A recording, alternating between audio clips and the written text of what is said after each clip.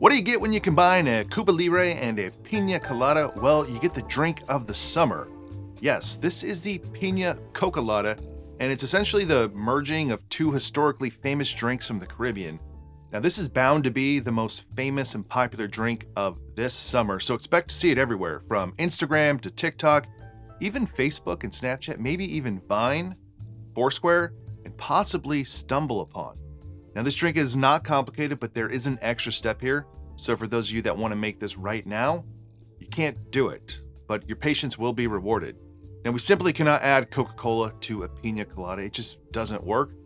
But what we can do is add frozen Coca-Cola to a blended Piña Colada in place of the ice. And then it turns into this magical drink. Now, the easiest way for us to do this is to take a cheap ice tray. Most of them hold 1 ounce per ice cube, but double check yours.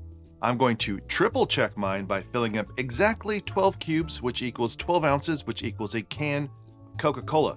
And be cautious if your tray does not have a large lip, because this will expand in the freezer. Now, by the magic of television, we have frozen Coca-Cola ice cubes. Each cube is 1 ounce and about 30 grams, which is good to know.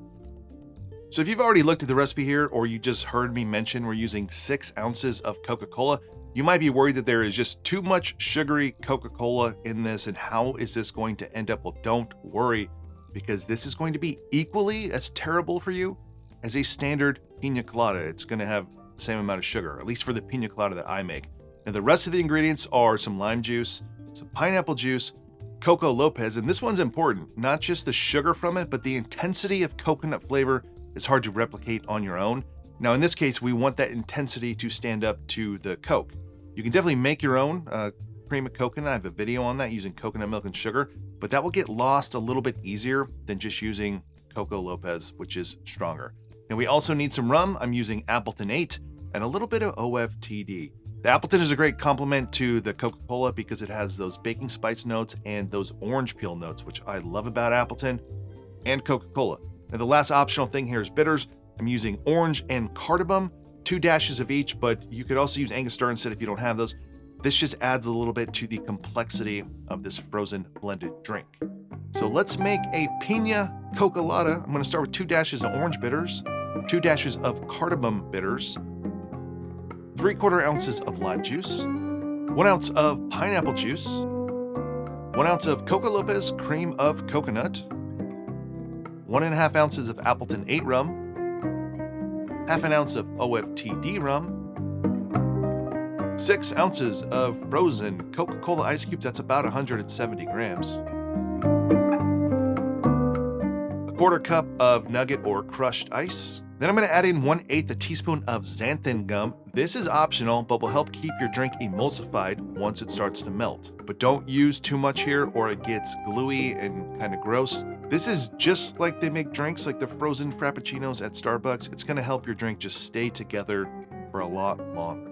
My volume here is a little higher because I wanted to make sure I had extra in case I needed it for pictures or whatever. So you see my volume's a little bit different here. That is why.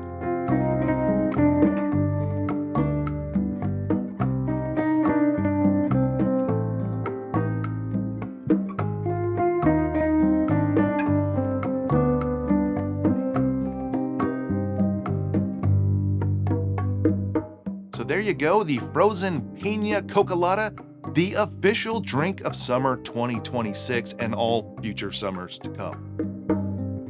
If you want to pop the top up of one of your soda cans or whatever, you do need a special can opener to do it safely at least. And they're not cheap. I think this is like $25, but I'll link to the one I used. If you're ever wanting to do this with other drinks, there's a bunch of drinks you can find with like LaCroix, but there's no better fitting container or glass than this one. So let us try the frozen Piña Cocalada. Cheers. Now, something that I should have picked up on, because I think about these things all the time, but I didn't.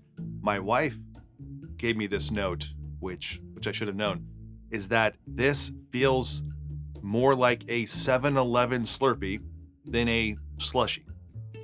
And the reason for that is the lime juice. So we are getting some lime flavor, but there's so much else in here, like it doesn't feel like Coca-Cola and lime, but the acidity is reminiscent of a Slurpee, because Slurpees, not everyone realizes this. Slurpees are not the same as slushies. Slurpees are carbonated. So the actual vessel that they're in is carbonated. And that adds the most important dimension to any sort of soda-based slushie is having that carbonation. So at 7-Eleven, you get the carbonation. And carbonation does have some acidity, but even more so, the lime juice here adds a little bit back of the acidity that you kind of lose. And then it gives you that bright tingle on your palate that you get from carbonation. So there are no extra bubbles in here. There's no carbonation in here.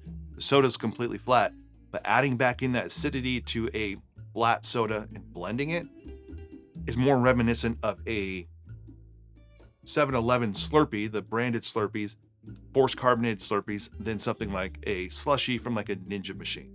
Coca-Cola is a predominant flavor. There's no doubting that.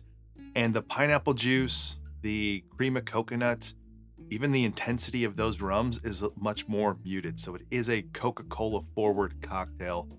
And I mean, I don't think it's going to work as good if you use another soda, whether it's a cola like a Pepsi, or you went crazy and did Orange Crush. But I think that the template here does work.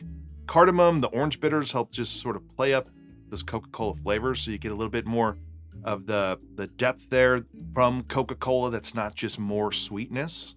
But this is great. It's one of my favorite things that I've ever made and shared here that's my own, because it's just all the stuff that I like. You got great rum flavor, you got great Coca-Cola flavor, but it's not just rum and Coke.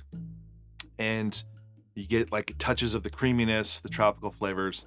You get something new, something different, something that I find to be endlessly delicious, and it doesn't hit you like a Piña Colada does, like that, 2-3 ounces of Coco López, like it doesn't have that cloyingly sweetness or creaminess, so it feels lighter, and it feels like it's not as bad for you, but it is.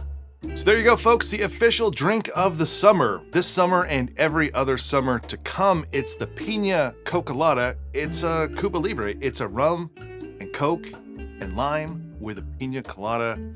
These things just work together. Can't explain it. It just works. If you enjoyed this video, please give it a like below. If you make this, please let me know in the comments or tag me on Instagram so I can share it as well. Otherwise, if you want to support this channel more, go check out my Patreon page, and I will see you on the next one.